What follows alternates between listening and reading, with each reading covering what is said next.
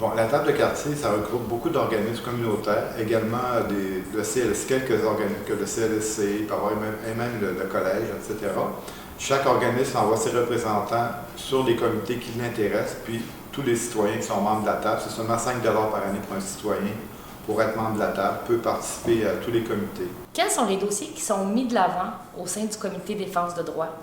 Présentement, le gros dossier, naturellement, c'est l'austérité parce que ça touche beaucoup de gens. Il y a aussi le dossier des femmes, il y a le dossier des assistés sociaux, il y a le dossier de la prostitution, des itinéraires, etc. Donc, c'est des gros dossiers. Et pourquoi c'est important pour toi, en tant que parent, de t'impliquer au sein du comité défense de droit? Parce que si moi je ne suis pas présent, je ne saurais pas qu'est-ce qui se passe dans le comité. Puis ça me permet, en voyant les enjeux, d'apporter mon point de vue de parent au comité. À un moment donné, il y a des comités qui ont été formés, puis entre autres, il y avait le comité de défense de droit que je trouvais intéressant, il y avait le comité d'alimentation, etc. C'est à ce moment-là que j'ai commencé à m'impliquer par le comité de parents, justement, à l'époque. Pour quelles raisons inviterais-tu les parents du quartier à joindre le comité défense de droit de la table de quartier Hochelaga-Maisonneuve? Parce qu'on ne parle pas beaucoup des parents, parce qu'on ne voit pas qu'est-ce qu'ils ont besoin de... Pourquoi on ne voit pas quelles préoccupations qu'ils pourraient avoir qui concerneraient la table de quartier. Alors, s'ils ne sont pas là pour nous dire c'est quoi qui est important pour eux au niveau de la défense de leurs droits, ben c'est pas parce qu'on ne veut pas, c'est parce qu'on ne sait pas.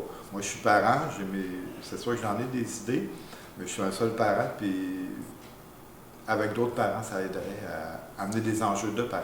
Pour moi, c'est extrêmement important au niveau de la démocratie. Je veux dire, actuellement, avec les mesures d'austérité, qu'est-ce qui se passe? C'est que tous les niveaux de décision locales disparaissent. Anciennement, il y avait un CLSC, ça a été regroupé dans un C3S.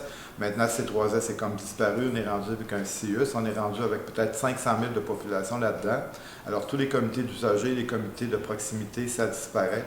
Il y avait la CEDEST, c'est tout éloigné aussi. C'est comme. Puis même ici, on est dans le PEC. Moi, je suis dans le quartier depuis 91. C'est un lieu qui. On a peur qu'il ferme. On sait qu'il y a eu une survie d'1 an d'assuré, là, mais ça risque de fermer. C'est un milieu de vie pour tellement de gens au milieu communautaire. Ce serait une catastrophe si ça disparaissait. Puis il y a plein d'endroits dans le quartier comme ça qui sont essentiels pour la vie des gens. Puis il faut défendre ces droits-là. Il faut même pas juste les défendre, on en veut plus de ça.